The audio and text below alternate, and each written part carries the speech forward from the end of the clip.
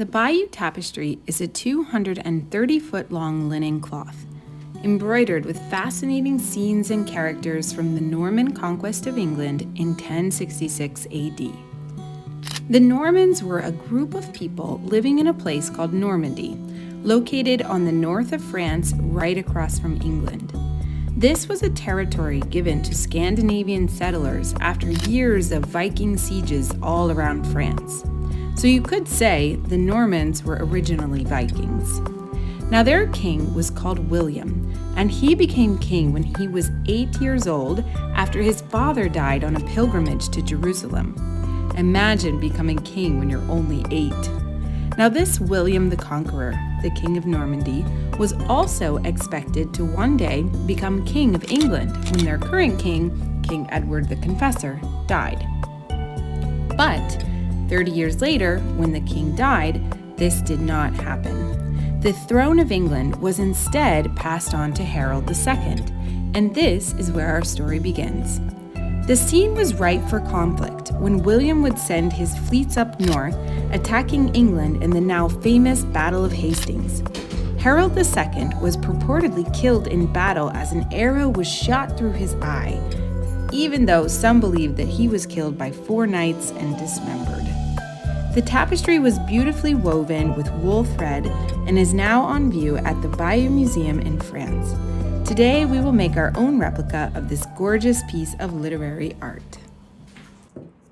Hi everyone, today we're going to make our own replica of a Bayeux tapestry. So you're going to need a dark pencil. I'm using an ebony pencil, but if you have a pencil kit, you could use a 6B, 9B. You're going to want something that's going to make a dark mark.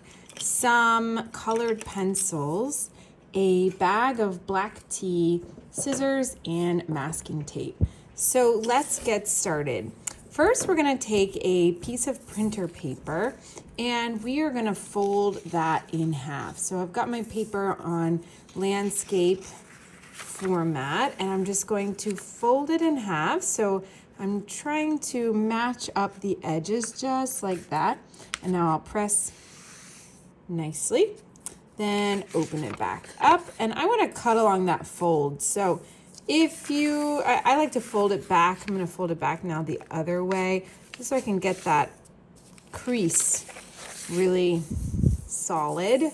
So I'm going to take my scissors now, and I'm just going to cut along the middle. So I'm going to go slowly and cut all the way along the middle until I've made 2 pieces.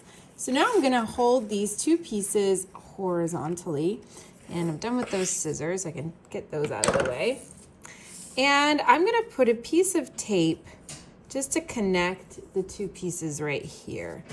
So I'm just going to tape. I've got masking tape here because that's what I had available, but you could use Scotch tape, you could use washi tape. Any tape that you have available is just fine.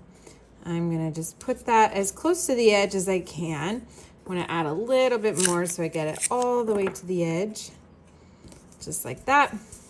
Great. So now I've made a really long piece of paper, which will mimic the style of the Bayeux tapestry because we know it was a pretty long piece of fabric. So we're ready to start our drawing. So what I'm going to do is I'm going to start with my dark pencil and I'm going to just start creating some images and drawings that I see from the actual tapestry. The first thing I'm going to try to do is basically set the mood, set the show. So I'm going to draw a straight line all the way at the top. You're welcome to use a ruler here if you'd like. I don't mind that my line is a little bit wavy. I think it's making it look a little more authentic. This was an embroidered tapestry, so I don't mind that it looks a little bit, wavy like that. So I'm going to go all the way to the end. So when I'm picking the drawings that I want to make, I'm not really going to go in order from the Bayeux tapestry. I'm just going to pick different drawings that I think that I can draw. So I'm just picking ones that I like and ones that seem easy enough for me to be able to recreate. So I'm going to start with one. I've got a pretty cool book here. So I'm going to start with one right here, this little structure. It's pretty fun. So I'm going to start with that structure because I just want to start easily with an easy one here. So I'm going to go and do this palace looking thing, like a big curved line. Then it's got this staircase going down. And there are some arches here. This little building has several arches, so I'm gonna get those arches going now. I'm just making these curved lines.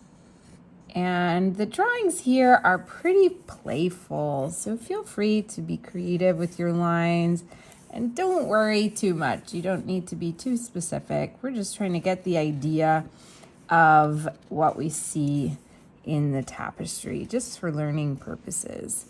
Okay, so just do these little columns here. So I'm moving along now to something else that I see. So I've got this pretty cool drawing here of a horse and some riders with a wonderful shield. So these look like they are messengers from the Duke William of Normandy. So I'm going to give those a try. All right, so I'm going to start with my horse. I'll make the horse a little bit smaller, right, than the arch here. So I'm going to start with the horse's head, and then it will go around, little curved line, and the horse is like galloping, so the lines are pretty curved here. He's going pretty far away. So I've got his legs going out here with the hooves. You can see that there. And another leg here. And then we've got, I'll do the back of the horse here and some more legs just kind of spread out. Again, these horses are pretty fun looking, so I'm not going to worry too much if I'm like, wait, that doesn't really look like a horse. I don't mind. I'm just doing my best here.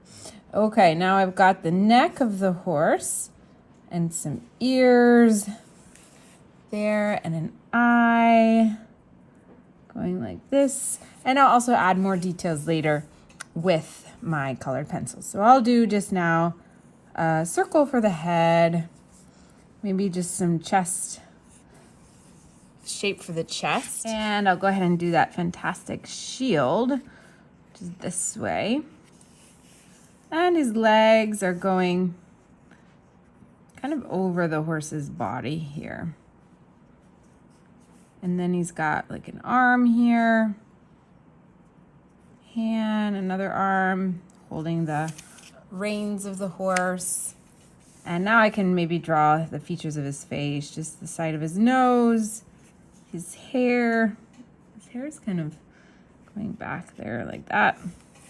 Pretty cool. All right, fun. That was just fine. And maybe the tail there. Okay, excellent. So there's one. Let's move on to another image. Just to switch it up, I think now I might do this cool structure with Harold in the center. So I'm going to work on that now. All right, so I'm going to leave a little space between there, and I'm going to go up and then do a big curve line and one down. And then it has these two little towers on the side. So again, I'm not going in chronological order with this Bayeux Tapestry just because I'm just making my own version. I'm making a replica, and I want to pick drawings that I like, drawings that are easy for me to draw. So I'm not going to worry too much about, does this actually make sense? You know, it's okay. So that's what we're doing here. We're just picking the images that we like, and we'll learn in the process. Okay, now, oh, there's these lovely little scallops under here. I'll just do these little scallops here. Cool. All right, now I gotta do Harold in the center. So I'm gonna start with a U for his head. and then a neck. And I'll just do a sort of a suggestion of his torso, like this. And maybe a little sausage arm in his hand. Then another arm there, and his little meatball hand right there.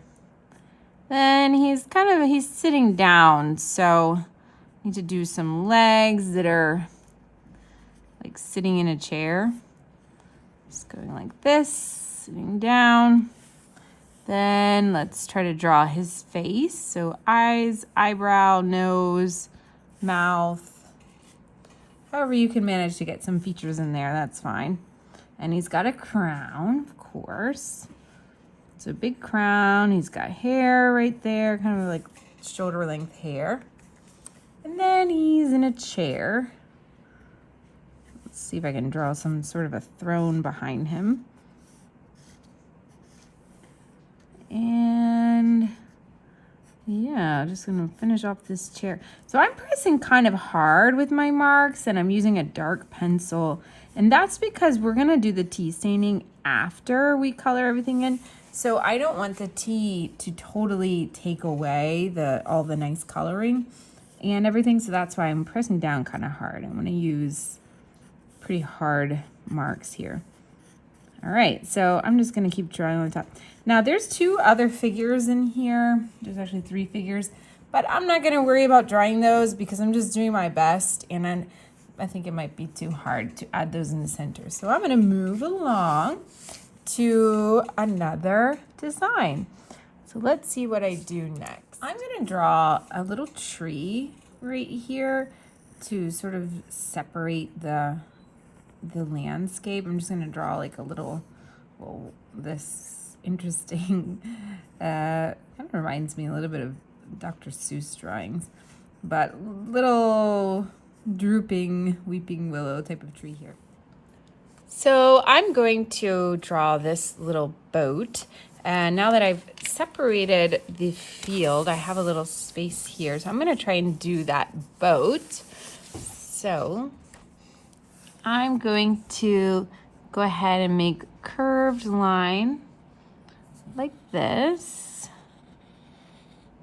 And I did it a little bit higher than this line here so I can add the water and the oars.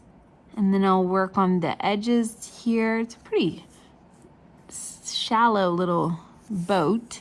And then there's people in the boat.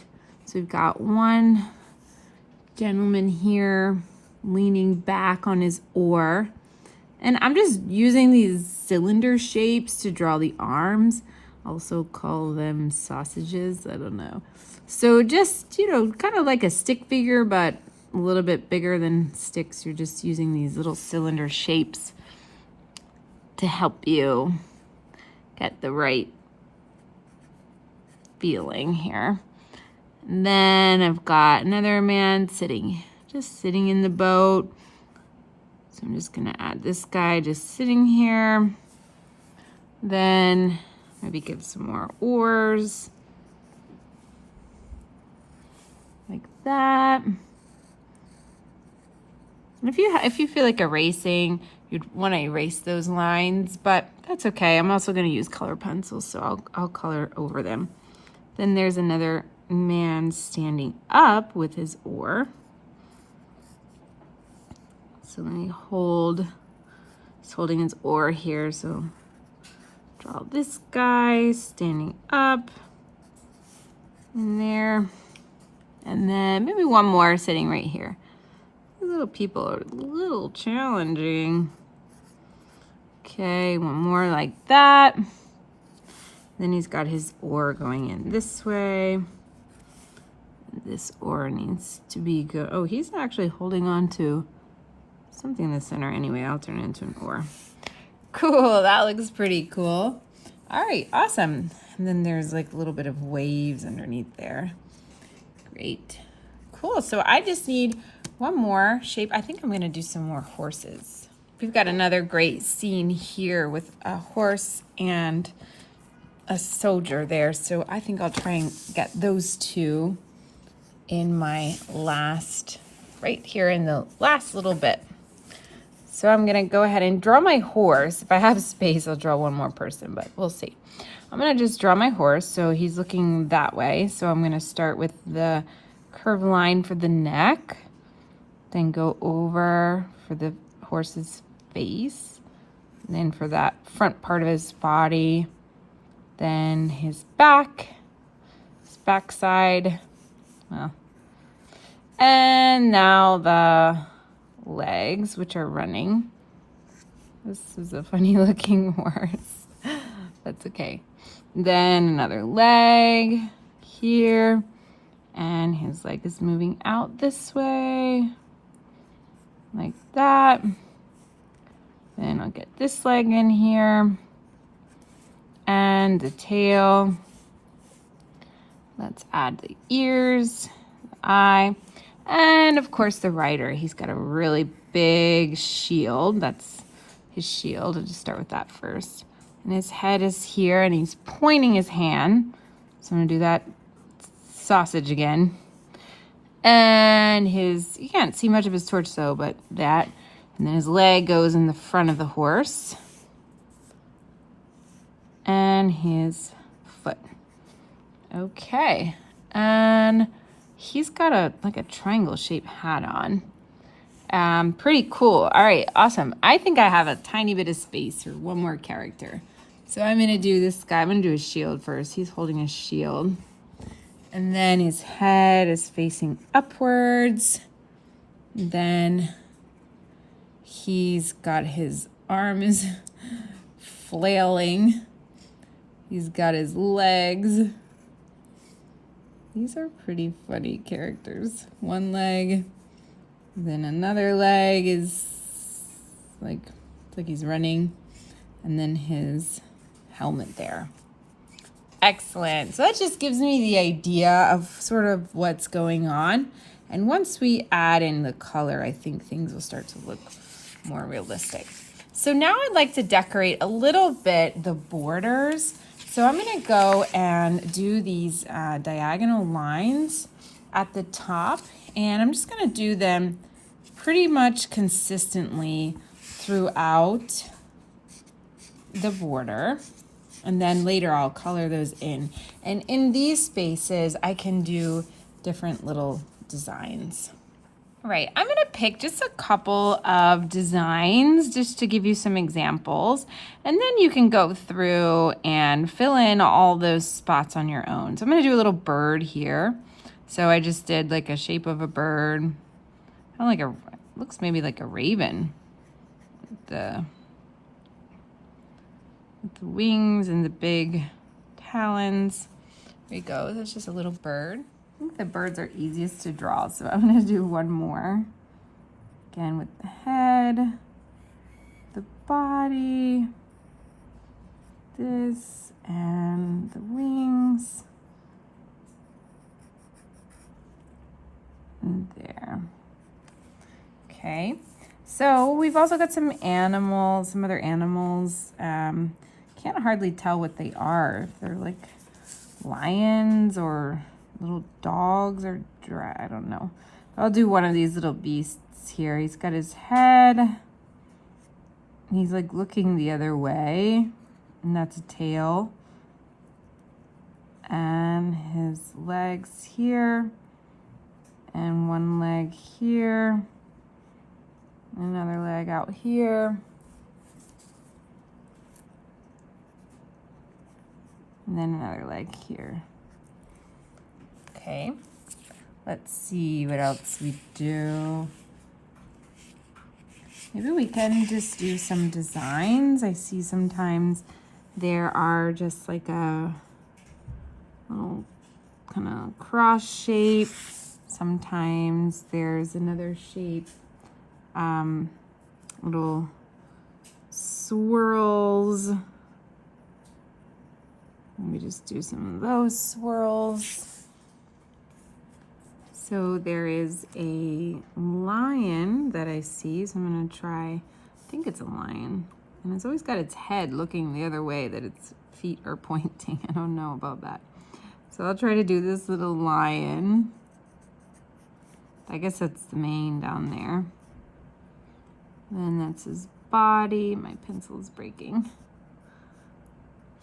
Good, and the feet. Whoops. And the tail. Let's get the feet there. Good. And then you've got another shape called like the fleur de lis. So I see that shape represented here a couple of times. This is an easy way to draw that shape. Great. So just go through and fill in. All these little spots should have some type of design. Just doing like a tree design right now. So just go ahead and fill in all in between all of these diagonals. We really want to fill those up with some type of design, some type of creature, or sometimes I see there's soldiers. So whatever you find there, you want to fill that in. Now I'm ready to add some color. Before I start coloring things in, I'm going to add a little bit of text. So you can see that there are some words written throughout the embroidered tapestry, and these are written in Latin. So this one, I'm going to write this one, contra heraldum, which means against Harold, and Harold was the king. So I'm gonna do that one. And I love that they're using two different colors. So this one is blue, red, alternating colors. So I'm gonna try that and see how that goes for me. So I'm gonna start with that. And at the top up here, I'm gonna write Edward Rex, King Edward, just because that's where the story begins. Now I'm just gonna have fun adding color wherever I'd like to add it.